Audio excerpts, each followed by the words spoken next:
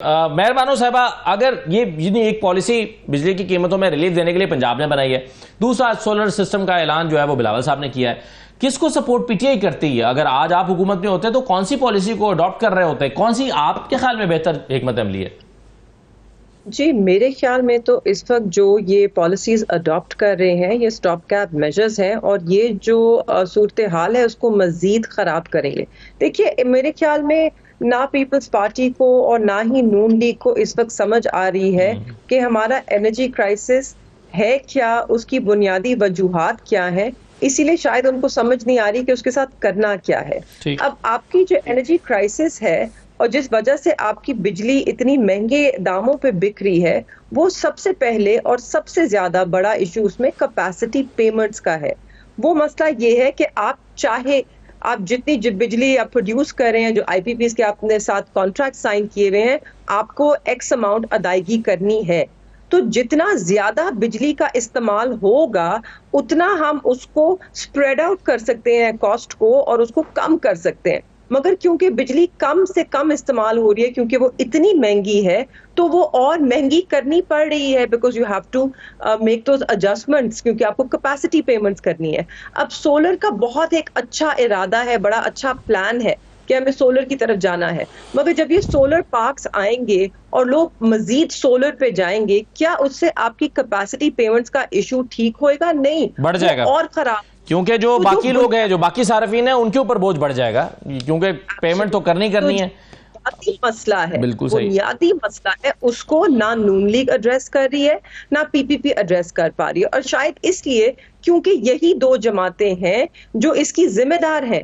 آج ہم جس نہج پہ کھڑے ہیں، آئی پی پی سب سے پہلے پیپلز پارٹی لے کر آئی، اور اس کے بعد 2013 میں اس کرائسس کو 4 چاند لگا دیا نون لیگ نے، جب انہوں نے مزید I P Ps contract sign کیے جو کہ امپورٹڈ فیول اور imported R L N G پہ اور کول کے اوپر تھے، اور یہ وہ معاہدے ہیں کہ جس کی وجہ سے 2018 میں جب پی ٹی آئی کی حکومت آئی، اس سے پہلے بھی آپ کو آئی ایم ایف کی طرف دوڑنا پڑا، کیونکہ آپ کا خزانہ خالی کر دیا گیا تھا، آپ کی معیشت کو بدحالی کی طرف لے گئے تھے اپنی ناقص۔ چلیے بالکل صحیح ہے۔ مہر بانو صاحبہ، پھر کہاں جائیں گی مخصوص نشستیں آپ کی؟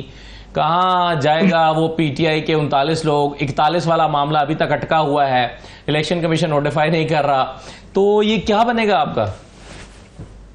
جی پہلے کہتے ہیں کہ ان کی نیت کھوٹی نہیں۔ اب دیکھیے گفتگو سے، ان کے اقدامات سے جو یہ کرنے جا رہے ہیں، اس سب سے تو صاف ظاہر ہو رہا ہے کہ ان کی نیت صرف کھوٹی ہی نہیں، ملیشس ہے، میلیفائڈ ہی ہے اس کے اندر۔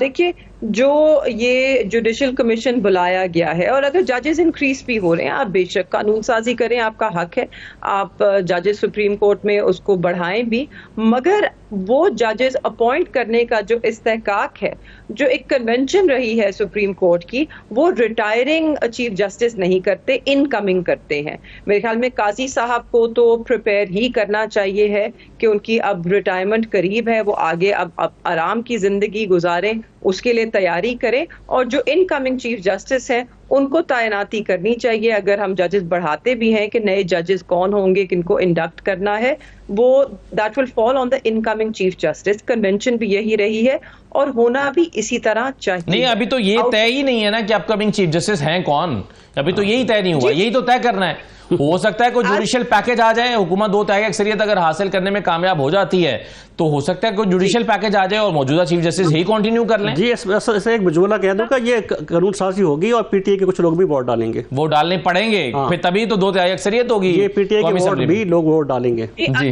پی ٹی آئی کے لوگ، اگر پی ٹی آئی کے لوگ کانسٹیٹیوشنل امینڈمنٹ میں ووٹ ڈالیں گے تو 63A ان ایکشن آئے گا، نہ ان کا ووٹ گنا جائے گا، کیونکہ کیسے آئے گا؟ ابھی آزاد ہیں کچھ، آپ کے لوگ کچھ آزاد ہیں، ڈیفیکشن کلوز نہیں لگ سکتی۔ 8 لوگ کم از کم آپ کے ایسے ہیں جو آزاد ہیں، 80 کے علاوہ ہیں وہ۔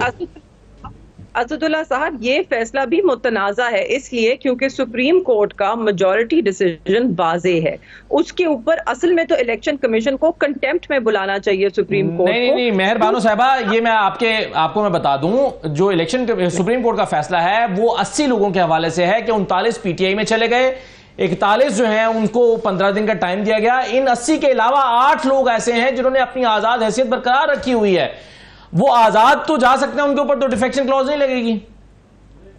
جی وہ آزاد جا سکتے ہیں, ان پہ ڈیفیکشن کلوز نہیں لگے گی, مگر ان پہ عوام کا رد عمل ضرور آئے گا. یہ بات اس ٹھیک کے لیے if they're willing to face the people, اگر وہ عوام کا سامنا کر سکتے ہیں, عوام کے ووٹ کو اس طرح بے عزت کر کے اور عوام کی رائے کو اس طرح بے عزت کر کے, تو ضرور کیجئے, ہر کسی نے اپنا جواب دینا ہے.